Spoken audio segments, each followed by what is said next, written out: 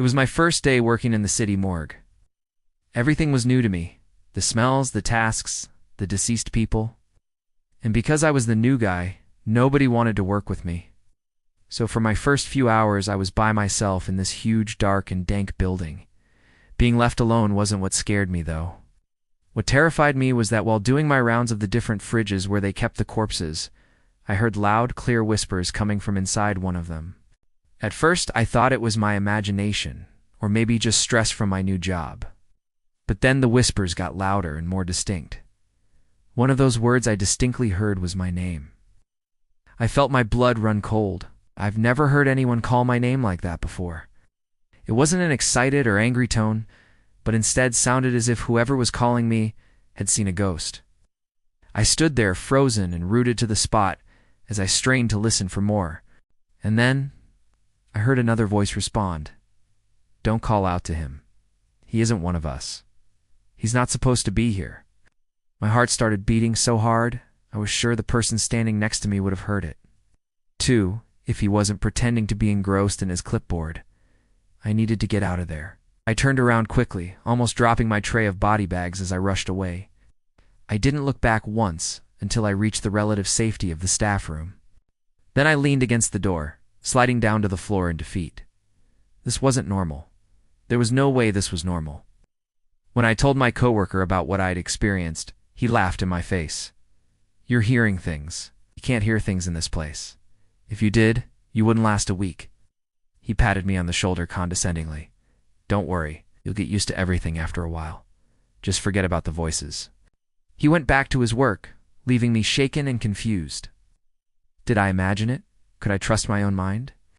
The only way to find out was to go back and see if the whispering continued. My hand trembled as I reached for the handle. Taking a deep breath, I pushed the door open and stepped into the chilling darkness. Each step echoed in the oppressive silence, amplifying my heartbeat in my ears. The air grew colder as I approached the refrigerator where I'd heard the voices. My hand hovered over the handle, and then I turned the key, bracing myself for whatever awaited inside. The pungent odor of formaldehyde stung my nostrils as I opened the door. Rows of numbered shelves lined the interior, each holding a different set of remains. The whispering started again as soon as I shut the door behind me. I couldn't believe my ears. This time I could make out the words, "He's listening. He's listening to us." A wave of nausea washed over me. How could they hear me? Had they been watching me? Was I in danger? Fear threatened to paralyze me, but I forced myself to move. I walked slowly down the rows of shelves, examining the tags to make sure everything was in order.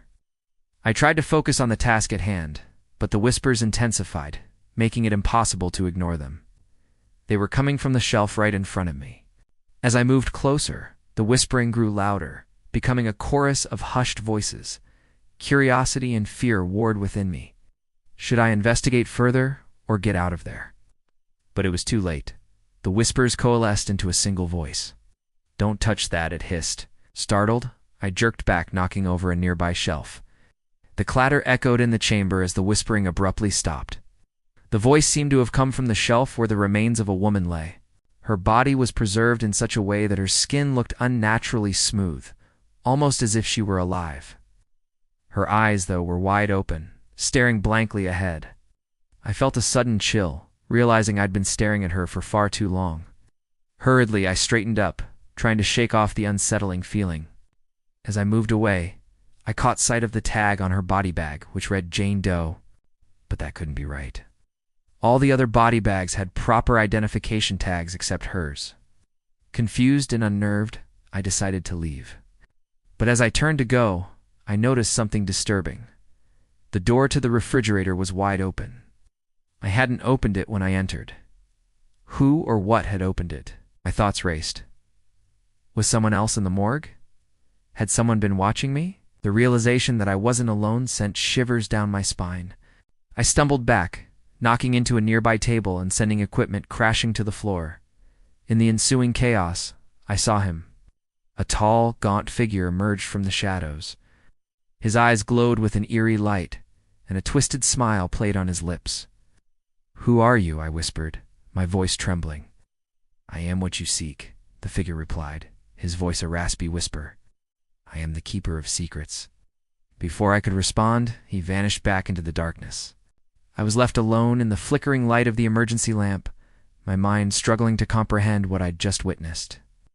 The whispers started again, now joined by a chorus of laughter. "He knows our secret now. We can't keep him here any longer." Suddenly the room filled with shadowy figures, all of them emaciated and twisted. They surrounded me, their hollow eyes boring into mine. "Get away from me!" I cried out, backing away. But there was nowhere to go. The walls seemed to close in on me, trapping me in their ghastly presence. They whispered in unison, their voices blending into a cacophony of sound. "We are the whispers. We are the ones who dwell in the shadows, and now we will take you with us." Terror gripped me as the figures reached out towards me, their icy fingers digging into my skin. Their strength was astonishing as they dragged me deeper into the darkness. I struggled to free myself, but their grip was relentless. Then, through the haze of fear, I saw Jane Doe. She stood apart from the others, her expression filled with a strange mixture of sadness and determination. Without warning, she stepped forward, her voice echoing with power. "Leave him," she commanded. "He doesn't belong to you." The whispers faltered at her words, their voices dropping to a murmur. They hesitated, their attention now focused on Jane Doe. In that moment, I realized she was the leader of these tormented souls. She turned to me, her eyes filled with compassion. "Go," she whispered.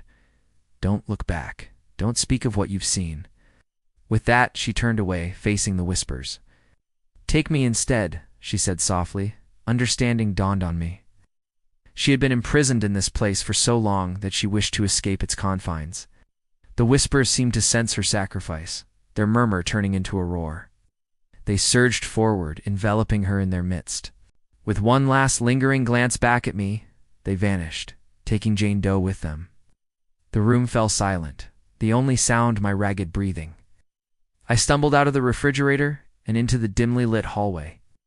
As the first rays of sunlight touched my skin, I knew I'd never forget what I'd seen and heard in that morgue. The whispers still echoed in my nightmares, a constant reminder of the secrets hidden in the darkness.